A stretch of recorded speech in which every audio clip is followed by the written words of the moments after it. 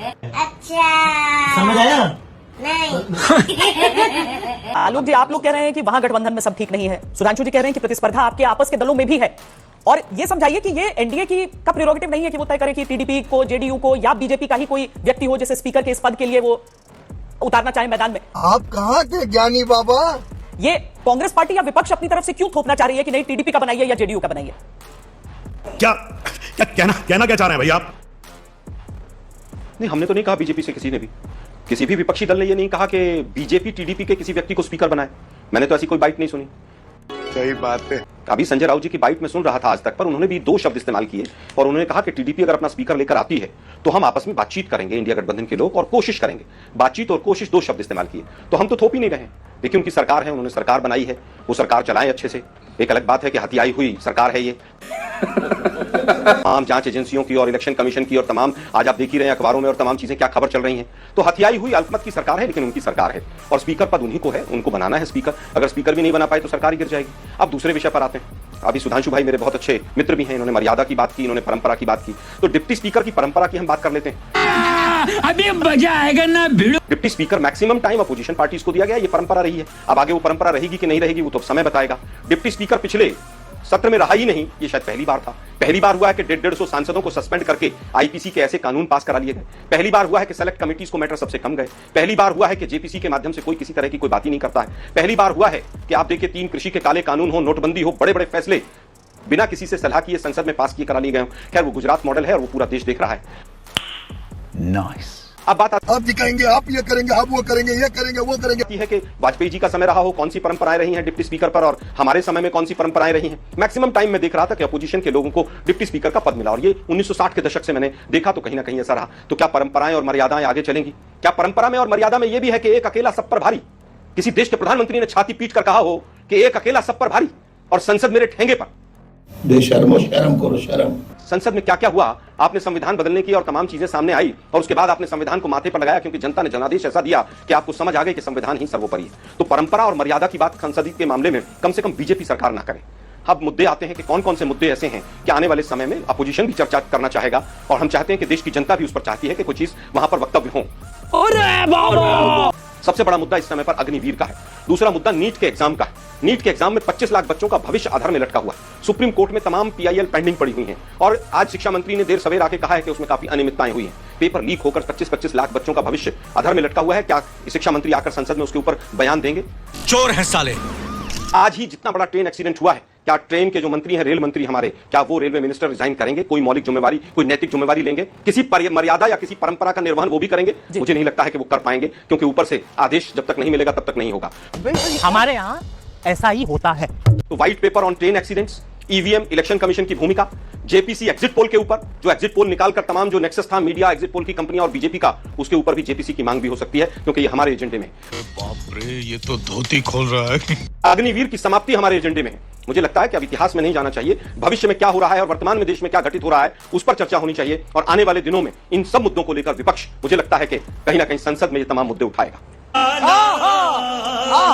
और ये भी चला है आलोक जी कि एक तरफ हम संसद में ऐसी तस्वीरें देखते हैं जहां पर हंगामा हल्ला हो रहा है, कोई चर्चा नहीं, वरना तो जो पार्लियामेंट्री डिबेट्स होते हैं उनकी मिसाल दी जाती है, उनमें से शब्द और वाक्य कोट किए जाते हैं अलग अलग जगह। लेकिन हमने पिछले कुछ समय में देखा है जिसमें आरोप दोनों तरफ से लगते हैं। मैं इस बात को आप कहाँ के ज्ञानी बाबा? बोलती हूं कि दोनों तरफ से आरोप लगते हैं, क्योंकि विपक्ष ये कहता है कि हमें चर्चा नहीं करने दिया जाता है, और सरकार की तरफ से ये कहा गया कि चर्चा नहीं, हंगामा हो रहा था और इसीलिए कार्रवाई जरूरी थी। जिन मुद्दों को उठाने की बात आप कर रहे हैं, क्या उन पर हम देखेंगे एक स्वस्थ संसदीय डिबेट जो वहां पर चलेगी, जिससे लोगों का सरोकार है? सुन इतना बेटे बात सुन। देखिए, मुझे लगता है कि डिबेट होने से पहले ही, मुद्दे उठने से पहले ही मीडिया के साथ ही सवाल पूछना शुरू कर देते हैं कि क्या अगर जेपीसी नहीं बनी तो संसद में जो पैसा खर्च होगा उसके लिए जिम्मेवार कौन होगा? तो मैं ये केवल ये कहना चाहूंगा कि प्रश्न जो है उसमें इतना वजन होना चाहिए कि दोनों पक्षों को उत्तर देने में 4 बार सोचना पड़े। अब बात आती है सुषमा स्वराज जी और अरुण जेटली जी का नाम लिया इन्होंने। उन दोनों के वक्तव्य ऑन रिकॉर्ड है पार्लियामेंट में कि संसद चलाना सत्ता पक्ष का काम है, सरकार का। 2G के ऊपर 2.5 महीने तक संसद नहीं चली, और 2.5 महीने तक क्या वो बिजनेस एडवाइजरी कमेटी में था क्या मैटर? आज सुधांशु भाई आज बड़ी नैतिकता और मर्यादा की बात कर रहे हैं। तो उसके बाद तमाम लोगों को क्लीन चिट मिली। क्या एक कोई सांसद आके माफी मांग सकता है देश से कि 2.5 महीने तक देश की संसद नहीं चली? नहीं। अब बात आती है वापस के उपराष्ट्रपति महोदय ने ये कहा, फिर राष्ट्रपति महोदय ने ये कहा। जब स्पीकर और उपराष्ट्रपति महोदय के ऊपर तमाम प्रश्न चिन्ह लगे कि किस तरह से वो हाउस को चला रहे हैं, किसको कितना समय दे रहे हैं और खुल्लम खुल्ला उन चीजों का उल्लंघन हो, तो मर्यादा की बात नहीं की जा सकती है। क्या एक बार भी किसी ने भी, जितने भी तमाम लोग रहे यहां पर अभी तक पीछे, किसी ने भी एक बार भी ये कहा बीजेपी की तरफ से कि हां इस तरह की चर्चा होनी चाहिए या नहीं होनी चाहिए? अरे भाई, रिजेक्ट करना आपके हाथ में है और आप बीजेपी के बिहाफ पर अगर नोटिस को रिजेक्ट करेंगे बार बार, तो सांसदों का अधिकार है कि वो आकर दोबारा से नोटिस दें। क्या राष्ट्रपति, उपराष्ट्रपति, चेयरमैन साहब को और स्पीकर साहब को क्या ये नहीं लगता कि 60-60, 67, 70 सांसद अगर वहां पर नोटिस दे रहे हैं तो उस विषय की इंपॉर्टेंस होगी? शर्म है? कुछ शर्म हया है? ये बड़ी अच्छी बात कही आप। अब बात आती है लीडर ऑफ अपोजिशन के तीसरे प्रयास के बाद। अरे भाई, हमने तो 1952 में धुर विरोधी लोगों को लीडर ऑफ अपोजिशन और मंत्री के पद भी दिए हैं, क्योंकि हम लोकतंत्र में विश्वास रखते हैं। लेकिन आप लोगों का दिल बहुत छोटा है। जो व्यक्ति कहता है एक अकेला सब पर भारी, वो मणिपुर जा नहीं सकता है। वाह, क्या सीन है। और पूरे 10 साल के अंदर वो व्यक्ति एक प्रेस कॉन्फ्रेंस नहीं कर सकता है। तो मर्यादाएं तो वो भी थी कि एक प्रधानमंत्री विदेश से आते थे तब भी प्रेस कॉन्फ्रेंस करते थे, विदेश में भी करते थे, अपने देश में भी करते थे। ये भी संसदीय परंपरा का एक हिस्सा था कि सेशन से पहले और सेशन के बाद सेशन में कौन से विषय होंगे उस पर खुलकर चर्चा होती थी। आप कुछ भी बोलो, ये नहीं सुनने वाला। जिस तरह से आज ये हथियाई हुई सरकार है, हथियाई हुई सरकार कह रहा हूं मैं, कहीं एग्जिट पोल, कहीं मीडिया, कहीं इलेक्शन कमीशन, कहीं जांच एजेंसियां, कहीं पर प्रशासन, कहीं डीएम, कहीं बनारस में नॉमिनेशन रिजेक्शन, चारों तरफ से हथिया कर ये सरकार बनाई गई है। एवरीबॉडी, सबके सब चोर हैं साले। लेकिन हम फिर चाहते हैं, सरकार बनी है, आपके जो एजेंडे हैं वो बताइए। आप रोजगार का क्या मास्टर प्लान है वो बताइए। आपने किसको एमएसएमई मिनिस्टर बनाया है, उनके क्या विचार हैं, पूरा देश देख रहा है। धर्मेंद्र प्रधान जी आए और नीट कैंसिल करने की हिम्मत दिखाएं कि नीट एग्जाम गलत हुआ है। ट्रेन एक्सीडेंट के ऊपर व्हाइट पेपर आए। मुझे लगता है कि ये तमाम मुद्दे हैं, इनके ऊपर सरकार जवाब दे। अनैतिक बोल अभी हूँ क्या करी बोल। तालुक जी, ये सारी चीजें बताइए और साथ में इस आरोप का भी जवाब और दीजिए। स्पीकर को निकाला गया ऊपर से। जी, और ये भी बता रहे हो कि एक ही परिवार को बढ़ाने की जिम्मेदारी केवल उठाते हुए, जबकि सुधांशु जी ये कह रहे हैं कि उनकी पार्टी ने तो आपकी पार्टी के नेताओं को सम्मान दिया। जवाब दें इस बात का। वाह वाह वाह वाह वाह वाह। मैं उत्तर देता हूं। भारत रत्न का जितना राजनीतिकरण इस सरकार ने किया, किसी ने नहीं किया। अभी चरण सिंह जी को भारत रत्न दिया क्योंकि 2 महीने 3 महीने चुनाव के लोकसभा के रह गए।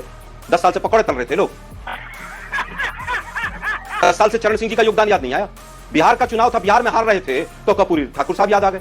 10 साल से याद नहीं है। 10 साल पहले उनका योगदान नहीं था, आज ही योगदान था। इन्होंने भारत रत्न को केवल राजनीतिक तरीके से इस्तेमाल किया। मुझे याद है 2014 का वो मंजर कि जिस समय पर सुभाष चंद्र बोस के कुछ परिवार के लोगों को बैठाकर और प्रेस कॉन्फ्रेंस की जाती थी कि सुभाष चंद्र बोस को भारत रत्न नहीं दिया। अरे भी उनके परिवार ने मना किया था कि हमें भारत रत्न नहीं चाहिए। अब मैं पूछना चाहता हूं, 10 साल हो गए, सुभाष चंद्र बोस को क्यों नहीं दिया? सच बोलो, सच बोलो, सच बोलो। किसी के पास जवाब है इस चीज का? कुछ चीजें ऐसी होती हैं जो पर्दे के पीछे होती हैं, लेकिन ये लोग उस चीज को समझते नहीं हैं। राजनीति के लिए भारत रत्न का उपयोग करना अगर किसी ने किया है तो वो बीजेपी की सरकार ने किया है, कांग्रेसियों को नहीं दिया है। अगर कांग्रेसियों को देने की इच्छा थी उनको तो पहले दे देते ना। 10 साल से क्या कर रहे थे आप? कपूरी ठाकुर जी हमारे नहीं थे, चरण सिंह जी हमारे नहीं थे, लेकिन 10 साल तक नहीं दिया क्योंकि चुनाव नहीं थे। अब जब हारने लगे तो आपने देना शुरू किया। अब वापस आता हूं। एवरीबॉडी, सबके सब चोर हैं। आर्टिकल 370 के ऊपर जिस तरह से तांडव किया पूरे देश के अंदर, इस सरकार ने झूठ बोला कि हमने धारा 370 हटा दी। धारा 370 आर्टिकल 370 आज भी कॉन्स्टिट्यूशन का हिस्सा है। 2 बदलाव किए थे, एक वापस ले लिया उसमें से। 35A का जो बदलाव किया था, जिसकी बात सुधांशु जी अभी कर रहे थे, उसमें 15 साल का क्लॉज डाल दीजिए कि 15 साल का डोमिसाइल होगा तब आप प्रॉपर्टी वहां पर खरीद सकते हैं। इस तरह के 36 बदलाव हुए हैं, लेकिन इस तरह से वोट के लिए राजनीति आर्टिकल 370 को यूज करके किसी ने नहीं की। और यही कारण है कि 2014 के बाद से चुनाव नहीं करवा पा रहे हैं। यही कारण है कि 24 में चुनाव लड़ने से भी कश्मीर वैली से भाग गए, तो उसका सच तो सामने आ गया। इंदिरा जी ने पाकिस्तान के 2 टुकड़े किए थे, उन्होंने चाइना को क्लीन चिट नहीं दिया था। उन्होंने ये नहीं कहा था कि ना कोई घुसा है, ना कोई आया है, ना कोई गया है। ये कमजोर प्रधानमंत्री की निशानी थी। पुलवामा के ऊपर वोट इंदिरा गांधी ने नहीं मांगे थे। Indira Gandhi, Indira is India, India is Indira लोग कहते थे। आज देश के प्रधानमंत्री को कमजोर प्रधानमंत्री, अहंकारी प्रधानमंत्री और झूठा प्रधानमंत्री कहा जाता है। हमें भी दुख होता है। पुलवामा के ऊपर वोट मांगे और पुलवामा के शहीदों को आज तक शहीद का दर्जा नहीं मिला। ये लोग भी बात करेंगे जम्मू कश्मीर की शहादत की। बेशर्मो, शर्म करो, शर्म। ये तो लेटेस्ट न्यूज़ है। कहूंगा किसने क्या क्या कहा उस बात को छोड़ दीजिए। देश के प्रधानमंत्री ने जो जिस तरह की अभद्र भाषा का उपयोग किया है पूरे चुनाव में, मुजरे तक पहुंच गए।